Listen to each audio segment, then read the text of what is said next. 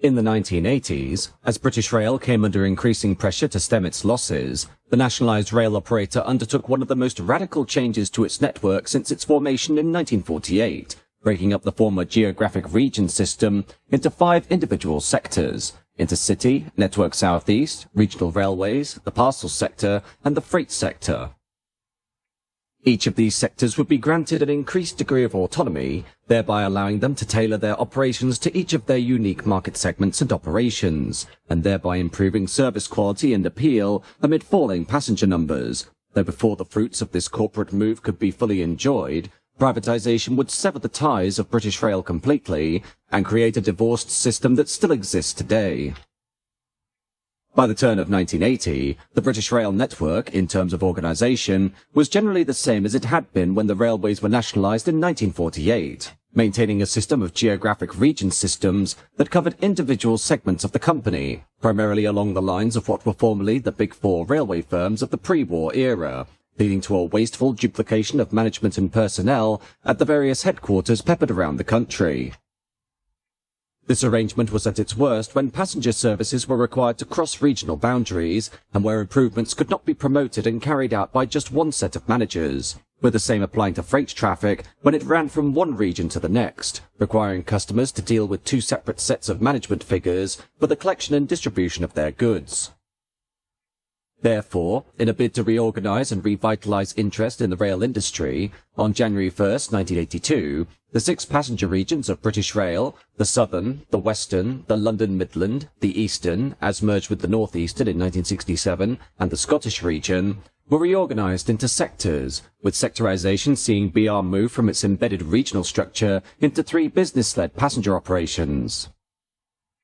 These sectors would include other provincial services, InterCity, and the London and South East sector for the passenger market, and the Railfreight and Parcels sector for non-passenger work, with InterCity being viewed as a commercial railway, and the London and South East and provincial sectors as social railways.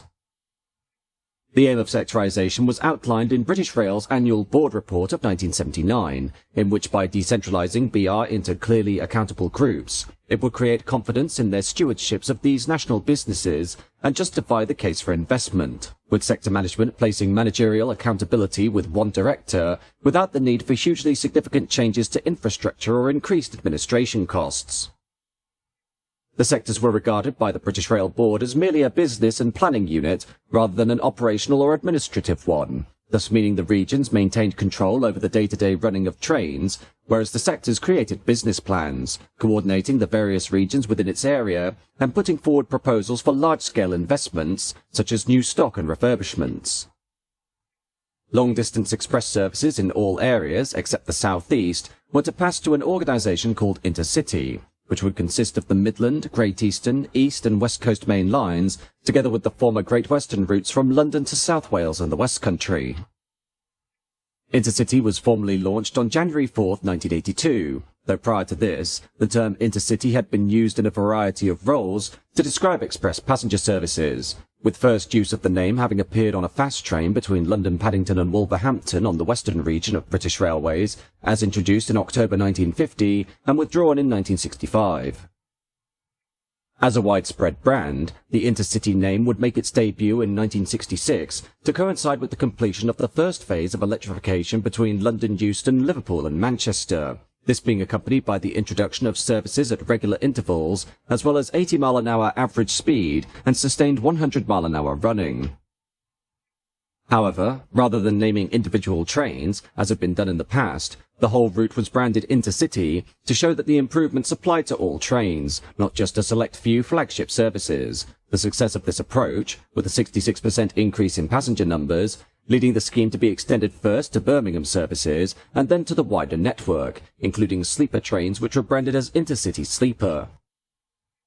Although the new InterCity brand was not responsible for the running of the trains, which was still in the hands of 5 British Railways regions, the London Midland, Eastern, Scottish, Western and Southern regions, it did create a unified brand for express passenger services across the system, while also providing direction for the development of new equipment. This led to a focus on increasing speeds within the existing infrastructure, rather than building new dedicated high-speed routes as had been done in France and Japan, and providing greater comfort across all classes. the outcome of this being the high-speed train or HST sets, which were introduced on Western Region services in 1976 and were branded as InterCity 125, the focus of the marketing strategy being both to reduce journey times and increase comfort.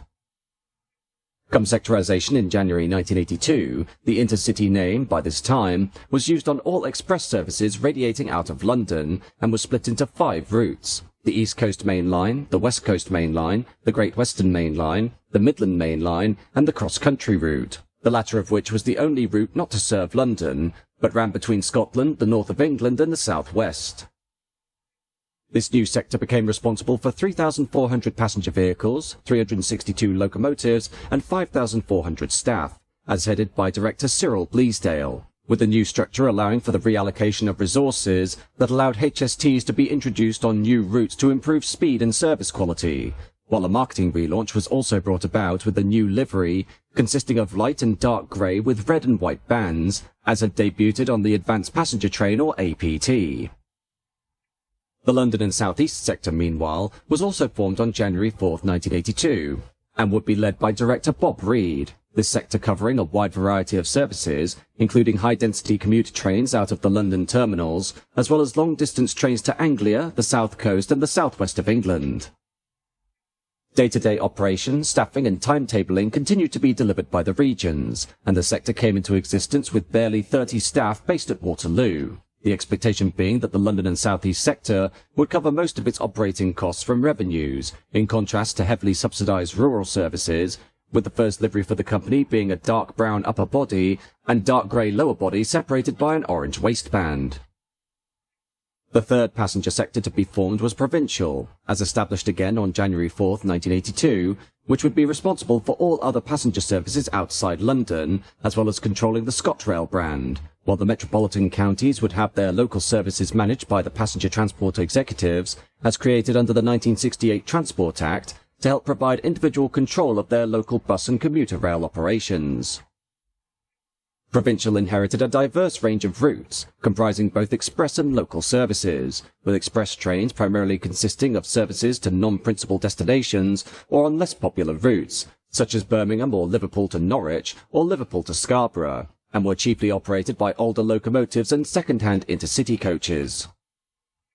For the non-passenger sectors, these again were created on January 4, 1982, starting with the Railfreight division, which received its own distinguishing red, yellow and grey livery as part of the sectorisation process, while the Parcels sector was developed in order to handle the conveyance of all mail-on-rail traffic, together with the lucrative newspaper traffic between the printing centres of Manchester and London. Of the 3 passenger sectors, InterCity was the one that would remain the most stable, while also seeing notable important aspects added to its network, with 1985 seeing the London to Norwich service on the Great Eastern Main Line incorporated, as well as the Gatwick Express from London Victoria. This was part of a government policy that the sector should not receive a subsidy and move towards profitability, and thus to end many loss-making routes, these were transferred to Provincial, and the Tees-Tyne Pullman was reintroduced to boost income, while John Prideaux took over as head of InterCity in February 1986 and continued the policy of cutting costs and increasing passenger numbers. This included increasing the number of Pullman services to improve first-class ticket sales, while in 1989 he oversaw a £57 million profit, which would rise to £100 million by 1994. The sector also introducing new rolling stock and locomotives on the West Coast Main Line, while the East Coast Main Line was electrified, and new Class 91 locomotives and Mark IV carriages appeared in the late 1980s. For the London and South East sector, it was found that this corporate rebrand was not having the effect of boosting passenger numbers as hoped for in the original forecasts of the sectorisation plan, and thus former ScotRail Division Director, Chris Green, was brought in as General Manager of the LSE sector in January 1986, his first task being to promote a brand new image for the sector. Thus, on June 10th of the same year, the Network South East name was formally adopted, a controversial rebranding that saw the colourful red, white and blue livery spark mixed reactions among the press and railway enthusiasts, while the British Rail Board made it clear that the decision for a sector rebranding would increase the running costs of the business sector considerably, with more money going towards the repainting of the stock. The board argued that repainting motive power and rolling stock immediately would not be cost-effective due to the existing paintwork on vehicles being far from life expired, and as a result, It was estimated that all stock would be painted over a period of 6 years, with very old stock not receiving the livery at all, and would ultimately set the sector back a projected extra cost of £500,000 a year. Nevertheless, Network South East inherited a vast array of services that operated over 2,350 route miles of British Rail's 20,336-mile-long railway network, serving a cumulative estimated population of 18 million people, of which 400,000 were transported into London during the morning rush hour period on Mondays to Fridays, utilising 1,700 trains, predominantly of the electric multiple unit type. Electric multiple units used by Network South East totalled a staggering 5,968, while separate diesel multiple unit formations accumulated to 479, and 443 locomotive-hauled passenger carriages of the Mark I and Mark IIA specification constituted the remaining passenger fleet. The rolling stock fleet was responsible for the serving of passengers at 930 different stations, of which these were served by 5,500 miles of track, controlled by just under 400 separate signal boxes, while Network South East also managed 35 depots for the maintenance and general cleaning of stock, and employed a total of 41,000 staff across all regions, including headquarters offices. The result was Network South East being by far the largest of the 5 British rail business sectors established in 1982, and was Britain's 15th largest business, with its main headquarter offices being in Croydon, which was responsible for general route management that also included the Merseyrail lines in Liverpool, while the sector also had offices at Euston for the management of the West Coast services and King's Cross for the East Coast. As expected, Network South East's main income was generated by ticket sales to London commuters, which totalled £377 million of the total £650 million received in the first year under the new branding, while the total ticket sales revenue covered approximately 76% of the total £855.26 million operating costs of the sector in the same year, the loss being covered by a grant from passenger transport executives. In its early years, Network South East was generating 8,000 million passenger miles on its services per annum, receiving an average amount of 80 pence per passenger mile, while during 1985, the British Rail Board had set the sector a number of quality targets to meet over the subsequent years. The necessities outlined maintenance and cleanliness of both rolling stock and infrastructure, with additional requirements for 90% of booked services to run and 90% of services to arrive on time, with a maximum delay of 5 minutes being acceptable. While shortly after the rebranding of the sector, a huge task was undertaken to improve the 930 stations along served routes, while proposals were put forward to open others. Within 5 years, the sector had managed to open 12 new stations, rebuild 98, modernise 273, and repaint 592 in the unmistakable shade of Network South East plain red. While to augment this impressive list further, 10 non-electrified routes received third rail over the 5-year period: Bournemouth to Weymouth, Tunbridge to Hastings, Sanderstead to East Grinstead, Blackfriars to Farringdon via the reopened Snow Hill Tunnel, Portsmouth to Southampton, Audley End to Cambridge, Watford to St Albans Abbey, Royston to Cambridge, and Stratford to North Woolwich. With the electrification came new stock, as per the Weymouth Electric Scheme, which saw the previous fleet of Class 33 diesels and 4TC non-powered driving trailer sets be replaced by the brand new 5 WES or Class 442 Wessex Electric units, which would become the fastest third-rail powered trains in the world upon their entry into service in May 1988. Providing passengers with the style and comfort usually afforded by the InterCity sector. Next in the pipeline was the replacement of stock on the sector's commuter routes, those in Kent envisaged to be a particular beneficiary of the project, with the Networker scheme aiming to replace all heritage diesel multiple units, suburban electric slam-door stock, and locomotive-hauled stock on the Paddington to Oxford run, with new automatic sliding door trains in the form of either EMUs or DMUs. Over half of Network South East staff were employed by the southern region, the remainder being provided by the western, eastern and midland regions, with 1987 seeing 54% of Network South East rolling stock be over 21 years of age, while concurrent to this, only 50% of a train driver's time was actually spent driving. To further reduce train crew costs, the role of guards on services was reviewed, with guards being required on services for revenue protection, passenger safety, and to ensure all train doors were closed, though the latter factor in particular was to be eliminated on some services by the introduction of new automatic sliding door multiple units. Although services with new automatic door stock could still accommodate a guard, such crew would not become an imperative on some workings, particularly short-haul commuter routes, where all train-related functions, including announcements, were made by the driver. This leading to the start of driver-only operation, with the absence of train crew other than the driver, proving to be a success with costs being reduced. By 1991, Network South East had an annual turnover of £1,000 million, with assets valued at £4,700 million. The introduction of new rolling stock such as the 1988 deployed Wessex Electrics, bringing the average age of stock down from 21 years to 15, while more progress was made to reduce this age even further.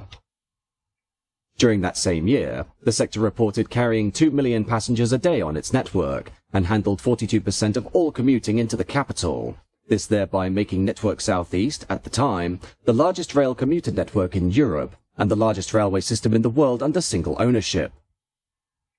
Provincial, later regional railways, saw massive investment under sectorisation that saw new trains introduced throughout the late 1980s and early 1990s, starting with the Class 150, 155 and 156 sprinters that first appeared during the middle of the decade, that helped to replace the last of the first-generation DMUs from the 1950s and 60s on high-density commuter and long-distance trains. Elsewhere, the Pacer units, Class 141 to 144, were put to work on a variety of commuter and branch services, and though they were not liked by the general public for their design, which was based largely off the Leyland National Bus, they proved to be generally reliable and very cheap to run, but were often not suited to certain routes that saw their transfer elsewhere, such as in Devon and Cornwall. For longer distance trains, regional railways operated a clutch of Class 31s, 37s and 47s that worked Mark I and Mark II coaching stock between various destinations, including Norwich to Liverpool and the Transpennine service, though with the advent of Class 156 and 158 units during 1989 and 1990, loco hall diagrams were generally rendered extinct by the middle of the 1990s. In support of regional railways were the Passenger Transport Executives, or PTEs, which became responsible for much of the financial backing for urban trains during the 1970s and 80s, though the PTEs themselves had not directly been involved in the wider sectorisation process. The presence of the PTEs in their support of regional railways was made apparent through various liveries applied to trains working in their areas of influence, with South Yorkshire PTE brown, West Yorkshire PTEs red and cream, Manchester PTE's orange and Tyne and Wear yellow and white becoming a common feature of the network.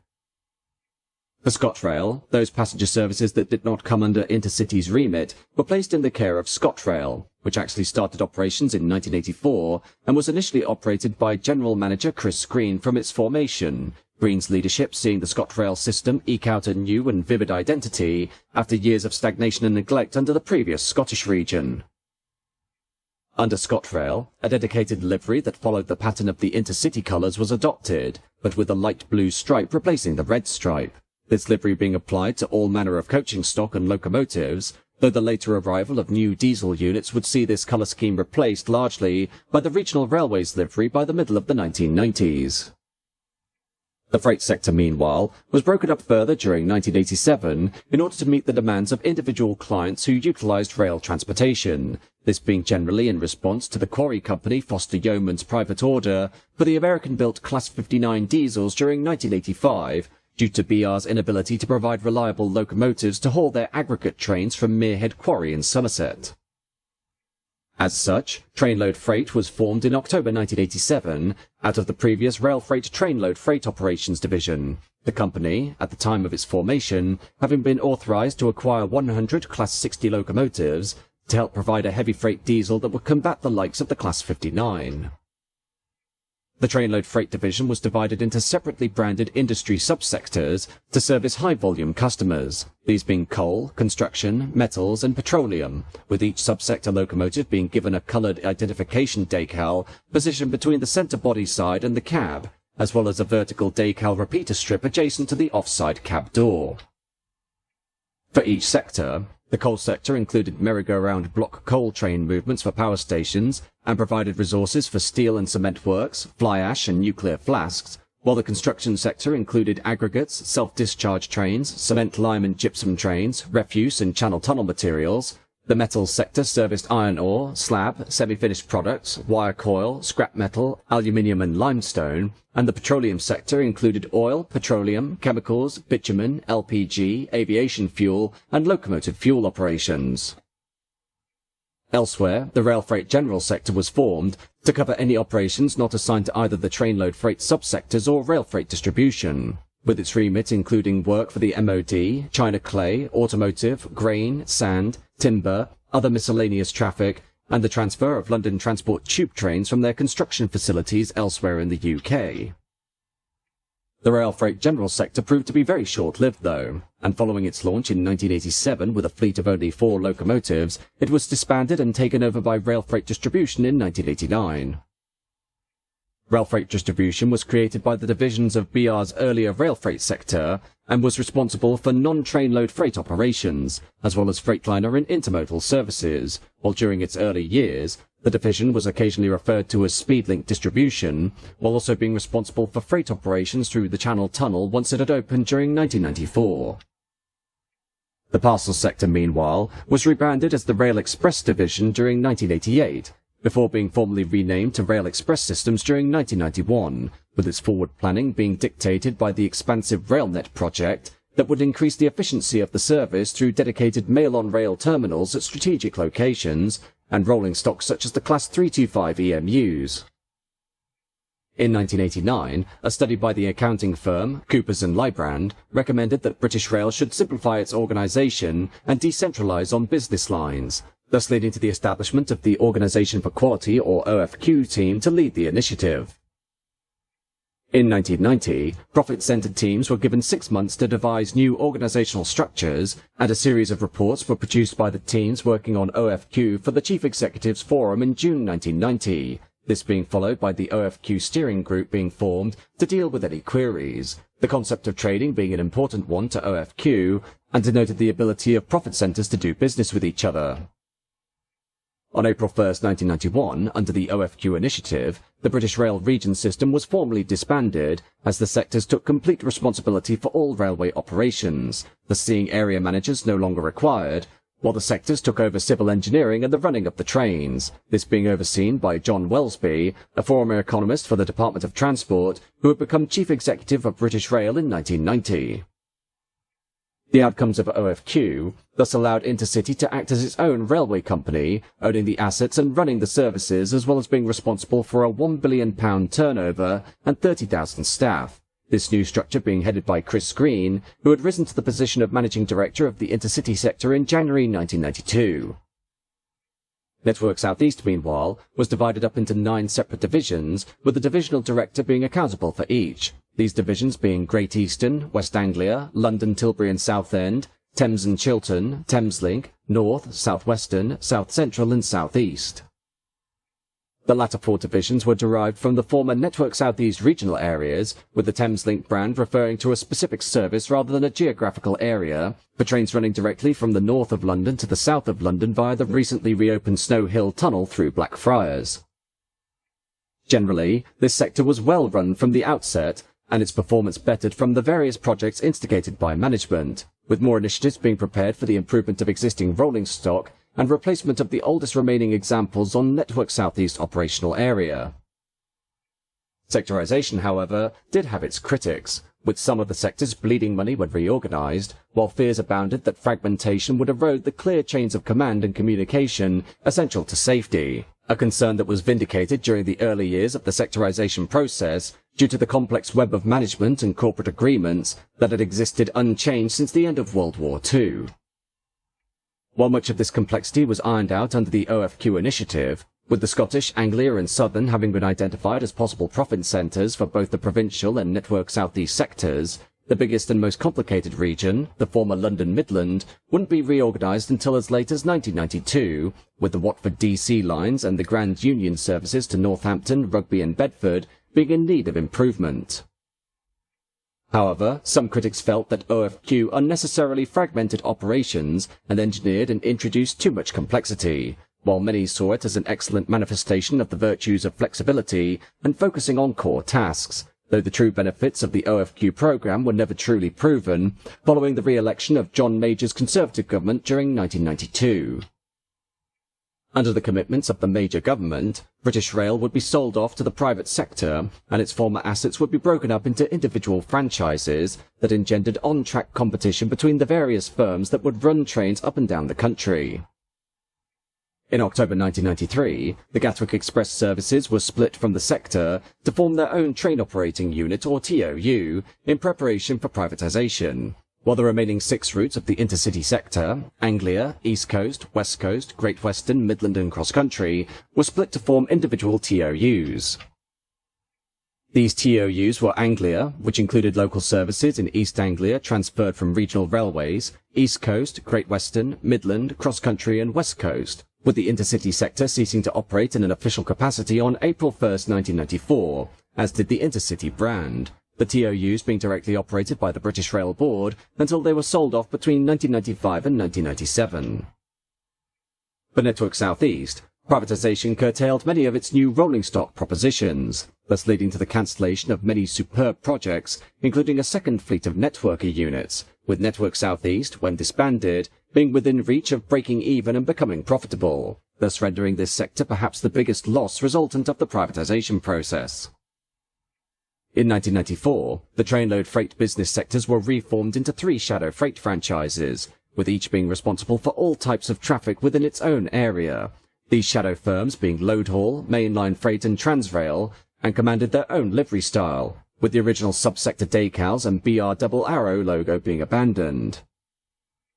Trainload Freight's objective was for the new operational brands to compete against each other as a precursor to privatisation, with Transrail having the largest operating area of the 3 franchises that included Scotland, Wales and the north and west of England, as well as developing a long-distance wagon load train service branded Enterprise that was an essential replacement to the Speedlink service. Mainline freight operations, meanwhile, were centred on South East England, East Anglia and the East Midlands, and Load Haul operated in the North East, with its main customers being the coal-fired power stations in South Yorkshire and the British Steel Works in Scunthorpe and Lackenby. Come the mid-1990s, and the upcoming opening of the Channel Tunnel, Railfreight Distribution centred its core business around the provision of international freight trains to France using a fleet of 30 Class 92 dual-voltage electric locomotives, but tunnel traffic proved significantly lower than expectation, and the level of activity was adversely affected when the Rail Track Authority implemented new signalling regulations. Railfreight Distribution continued to operate Freightliner and Channel Tunnel activities until 1995 and 1997 respectively, with Freightliner assets being transferred in 1995 into a new company called Freightliner Limited, while Railfreight Distribution, Rail Express Systems and the 3 shadow franchises of Mainline, Load Haul and Transrail were all procured by the American-backed English, Welsh and Scottish Railway. The sale of Railfreight Distribution to EWS initially considered not including the Class 92s due to the restriction of their operations by Railtrack's new signalling regulations, though in the end, the locomotives were bought up alongside the rest of the company during the November 1997 sale, making it the last of the former BR sectors to be sold. Eventually, the last ever passenger train to be operated under the British Rail banner took place on March 31, 1997, when the Caledonian sleeper service from London Euston to Fort William departed at 23:30 that evening and arrived at its destination the following day. The last ever freight train to work under a British Rail sector, and by extension British Rail itself, took place on November 21, 1997, when Class 92, 92003 Beethoven worked the 2315 Dollonsmore to Wembley container train, carrying with it a headboard commemorating the end of British Rail after 49 years of operation. In the end, sectorisation was perhaps the very pinnacle of British Rail's corporate success during its long and turbulent lifetime, as it allowed each of the individual sectors to cut through the complicated corporate arrangements and disorganisation of the geographic region system and tailor their services to their dedicated marketplaces.